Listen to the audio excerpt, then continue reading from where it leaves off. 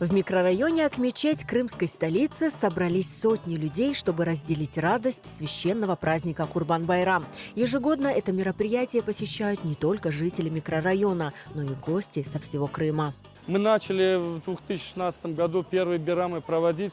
У нас здесь было 50 подарков. Были всего лишь 2 стола. Один стол был для женщин, второй стол для мужчин. А сегодня, альхамдулилля, вот нашей мечети большой праздник. У нас был в плане проводить эти мероприятия только для поселка Акмечеть, да. Но сегодня у нас есть здесь и со Строгановки, и из Хошкельды. У нас здесь очень много с Дубков. И даже с Джанко есть гости, которые приезжают специально к нам на праздники, да. Хочется сказать всем большое спасибо. Сагулны, Сагалар, Таталар, все, кто принимал участие для проведения этого праздника. Курбан-Байрам в Акмечете – это возможность весело провести время с семьей и знакомыми. Для детей здесь организовали множество развлечений, а для взрослых – большую ярмарку, продажу книг, украшений и других товаров с крымско-татарским колоритом.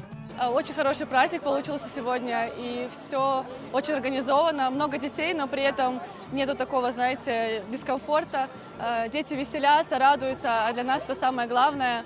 Благодарны за такую организацию, за праздник, который сделали. Приобщают детей к празднованию Курбан-Байрам.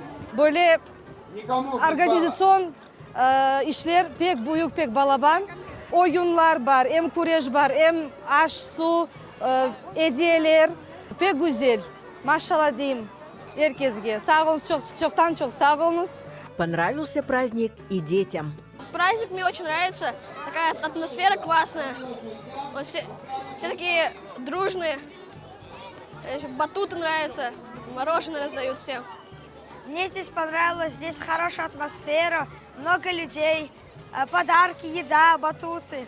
Для детей все есть.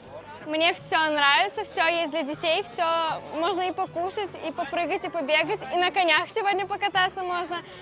Курбан-Байрам в Акмечете – это яркий пример того, как традиции объединяют людей и создают атмосферу тепла и радости.